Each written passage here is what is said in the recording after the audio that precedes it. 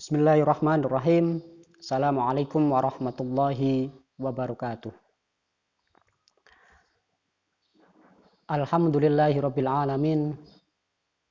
Allahumma shalli ala sayyidina Muhammad wa ala ali sayyidina Muhammad. Alhamdulillahirabbil alamin. Pada kesempatan hari ini kita bisa bertemu lagi guna melanjutkan kajian Ramadan kita, khususnya pembahasan tentang puasa. Peserta didik Madrasah Aliyah Unggulan Kiai Haji Abdul Wahab Hasbullah, semoga kita tetap diberi kesehatan, kekuatan, keberkahan dalam menjalankan ibadah puasa. Hari ini kita akan masuk pada satu bab, yaitu adabus shaum wa makruhatuhu. Etika, adab dalam melaksanakan ibadah puasa serta hal-hal yang dimakruhkan dalam menjalankan ibadah puasa. Di dalam kitab Al-Fiqh Al-Manhaji ini ada beberapa hal yang disunahkan, dianjurkan kita laksanakan ketika kita sedang melaksanakan ibadah puasa. Yang pertama adalah takjilul fitri. Ketika kita melaksanakan ibadah puasa, kita malah diutamakan, disunahkan untuk mempercepat berbuka puasa. Ini adalah salah satu etika, salah satu kesunahan, salah satu hal yang lebih utama untuk kita laksanakan ketika melaksanakan ibadah puasa, yaitu takjilul fitri. Kapan takjilul fitri itu? Wa yakunu dzalika isru tahaqquqi ghurubisy syamsi. Jadi mempercepat berbuka puasa itu setelah terbenamnya matahari, ya kan? Tidak menunggu lama, kita langsung melaksanakan buka puasa. Ya kan? Dan inilah yang dicontohkan oleh Rasulullah SAW seperti hadis yang diriwayatkan oleh Imam Bukhari wa Muslim, bahwasanya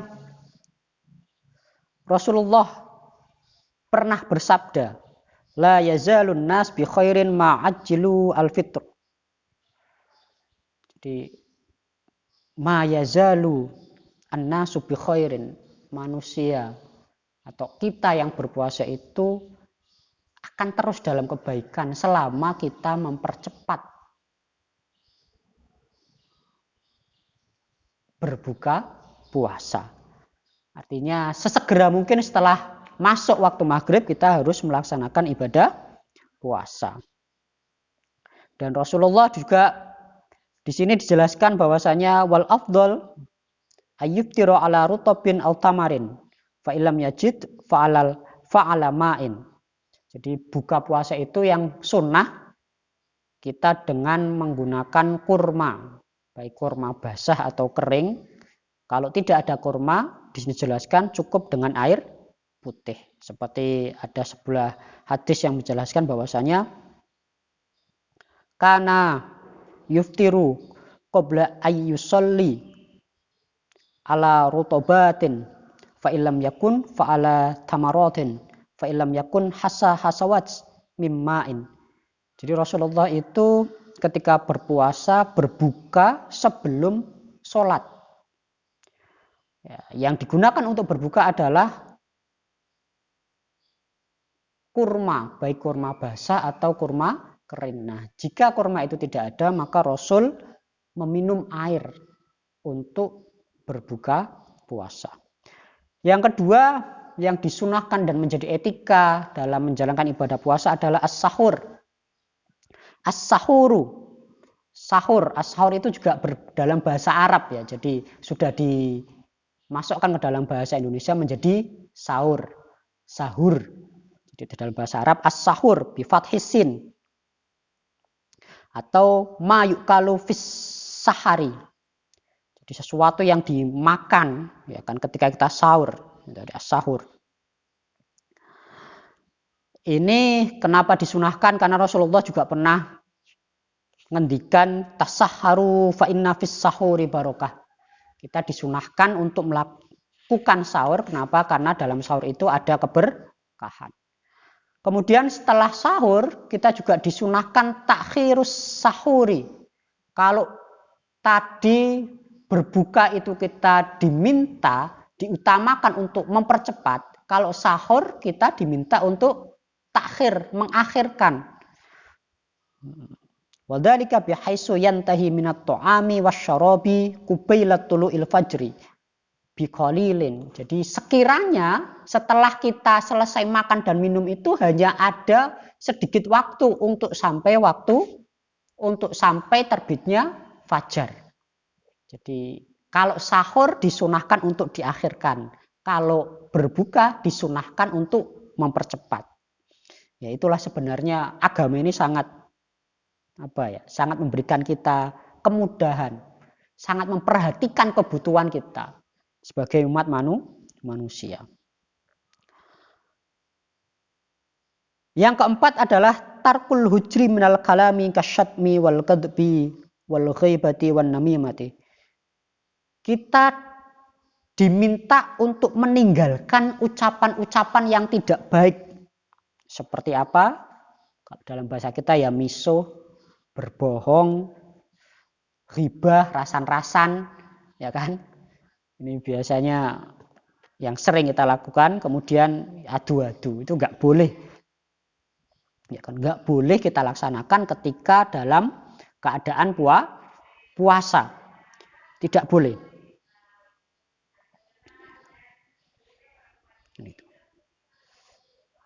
Nah, asyatmu tadi wal kadbu wal ghaibah wan namimah tadi sebenarnya adalah secara zatnya itu sudah diharamkan, muharramatun bijiddatiha, itu secara zat itu sebenarnya sudah diharamkan. Nah, ketika itu dilaksanakan di bulan puasa, maka itu sebenarnya secara hukum tidak membatalkan ibadah puasanya, tetapi bisa menghalangi pahala dari ibadah puasa. Karena dia secara zatnya ya misuh, ya berbohong, ya rasan-rasan, ya adu-adu, itu sudah haram secara zatnya. Walaupun tidak dilaksanakan dalam bulan puasa, ya haram, nggak boleh. Nah, ketika itu dilaksanakan di bulan puasa, maka bisa menghalangi, bisa merusak pahala ibadah puasa.